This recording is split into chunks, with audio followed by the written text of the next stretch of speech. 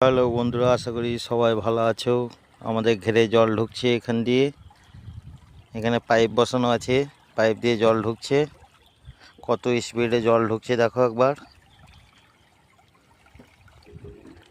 আর এই যে আঁটল বসানো আছে, আঁটলে কি মাছ পড়েছে এবার দেখাবো তোমাদের।